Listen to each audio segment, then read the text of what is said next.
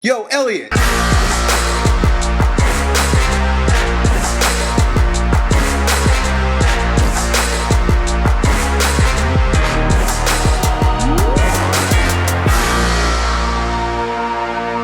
Yo, it's Elliot with Yo Elliot, and today I got a question from our buddy Ahmed, who lives in Tunisia. Ahmed goes on to say, here is my problem. I am not a talkative person, although sometimes I talk a lot with specific people, but mostly I lack the energy to talk with my family.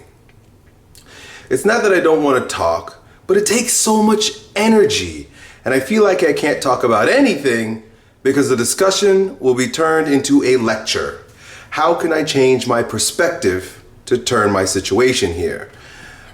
Sorry for my English. Hey dude, your English was great. Totally get it, totally understand, and can totally relate to where you're coming from. So let me spin it on you for just a moment so you can see this from a slightly different angle. You might think, and those of you who watch these videos might think that if your parents were replaced by me in particular, right? Because you want to talk to me, you sent me a question, you might want to have conversations with me, but if I was your parent, you probably wouldn't, right? And how do I know that? I know that because I have children and they don't want to talk to me. And you could just imagine living with Yo Elliot, right? Everything's a goddamn lecture.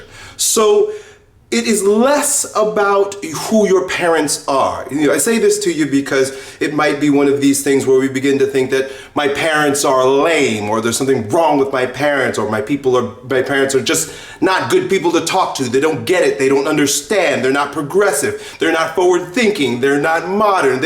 All these things that you could say about your parents, but my children don't want to talk to me.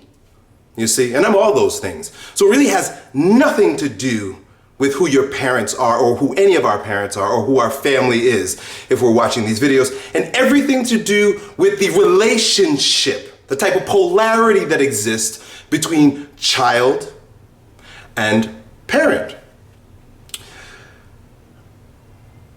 It is normal, it is natural, it is absolutely proper for children to create space so that there is contrast and so that there is self-knowing or self-groundedness between the individual and the parent. Creating space between the parent, creating that contrast between the parent so that we could stand on our own 2 feet, so that we know ourselves outside of the boundaries ideologically as well as physically as our parents, right? We might live in their home, but also we're giving their ideology, religion, political, anything of the sort, as it relates to absolutely everything. Our parents' ideology is downloaded into our consciousness simply by the way they are, who they're being, the way they breathe, the way they interact with one another, right? So as a growing ego is developing, right? And I use that term ego endearingly, and those of you who follow me long enough know that I don't have that nasty taste in my mouth about ego. Ego is important. Ego needs to be developed. Ego is your interface, is our interface between the psychology of an individual, your thoughts and your emotions and your spirit, and the physical world. Without an ego, we would dissolve. But as your ego's developing, as a child, I don't know how old you are, but according to your picture, you look like you're a young adult, a young man, right? So maybe 25. I'm just throwing that out there. 20, 25.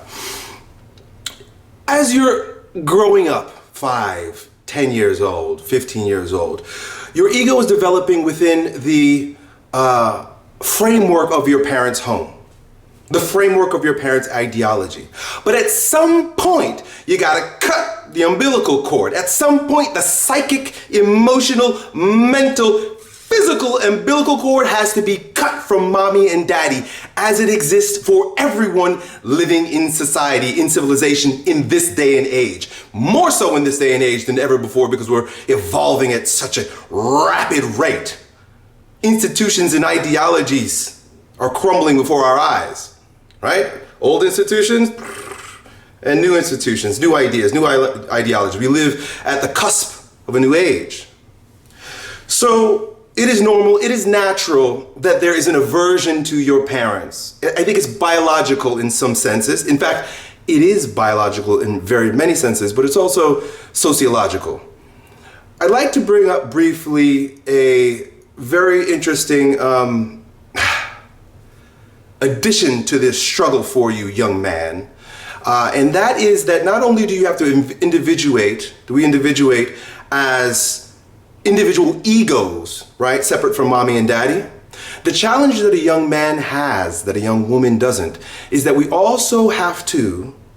are challenged to differentiate sexuality.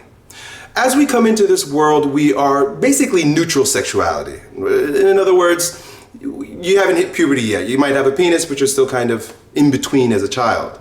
So when children are in that those latent stages of development, they call it, even homosexual stages, meaning they're more interested and more about their own sexuality than when they begin to recognize contrast, or sexuality begins budding. They're the same, boys and girls are the same, but once puberty hits, is really what I'm trying to say, there comes a time when, yes, young woman has to step down on her own, ground herself in her own ideology, start to begin to individuate as an ego, but the young man, you, me, us, majority of us watching these videos, also have to differentiate from our mommies being girls and us being boys. That's why there's so much fear, confusion, and guilt around masculinity these days. Because you can't be consumed by mommy anymore. You'll be consumed by the feminine in that particular way. You have to stand on your own, not just as an ego, but as a man. And of course and I would imagine you, I don't know, but those of us who are lucky enough to have a male role model, right? Maybe Elliott Hulse is a role model to many of you. Not everybody's as lucky as I was to have a father as a male role model. But we need some sort of male expression or example for us as men, because if we don't have it, if we can't see it, if we can't emulate it, all we have is mommy vibes within us, and we don't grow up. So yes, my man, it's appropriate for you to differentiate and cut that umbilical cord. I'll continue with a wonderful piece of advice that I once heard given, shared, and I thought it was appropriate to share here with you today. It has to do with us wanting to distance ourselves from our family in particular, and what we're talking about, and how we can do that without creating animosity, without creating fear, anxiety, guilt, shame around the separation that we ultimately need to create with our parents or anyone in your life. You might have friends like this where you're needing to create contrast, separation, contrast, and identity of self without said girlfriend or friend or anyone in your life, parent. And that is, instead of thinking in terms of black and white where we have to delete our emails, I should be deleting emails, delete our relationships, right? A lot of times we think in terms, and I get these emails from you guys, so I know that this is what you're thinking about. I have to get rid of all my friends. My friends are douchebags, and you put up your hand to them, you put up a boundary to them, you cut them out of your life. Sometimes that's appropriate. But when it's your parents, or it's someone who you don't necessarily need to get out of your life, you just need to get away from, or you need to edit your conversations with them. And so instead of deleting our family members or our friends from our life, we begin to edit how we engage with them. So for example, if you know that every time you bring up career at home with your dad, it becomes a lecture. You've recognized this. You even mentioned it before. Anytime I say anything, it becomes a lecture. Well, that's very broad. When you say anytime I say anything, that means as soon as you open your mouth, there's a lecture coming back at you, and I guarantee you that's not true. What you need to do is look at the red hot button issues, right? Because you could talk to your dad about baseball or some shit, and it's a good conversation. You might even enjoy each other. Fuck it, that's not too bad. The minute you bring up one of those hot button topics, right? career, relationship, whatever it is. I don't know what it is that you caught the bad vibe about or you caught the lecture from, but don't talk about that shit with your parents. Don't talk about that shit with people who don't get you or you just don't feel good talking to them about it. But it doesn't mean that you don't talk to them at all, my man. They're your parents. They love you, I'm sure, right? So speak to them about mundane or benign issues, shit that don't matter, right? Talk about the weather. You don't have to go that far. But talk about other things. Edit the relationship. And then finally, I'll leave you with this last piece, my man. I don't know how old you are once again, but I get the struggle. I've been there even with my own father in a deep way between the ages of 14 and for quite a few years after that. It wasn't until I was 27 years old that something in my heart shifted. Many, many years later, something in my heart shifted and I began to get curious about my father. Far more curious about my parents. I think because I started having children. That's really it. I started having children, my children started going. And I started to be in the shoes of my parents. Being a parent, you'll never understand what your parents are dealing with you right now, buddy. Right? You're a pain in their ass. I'm joking.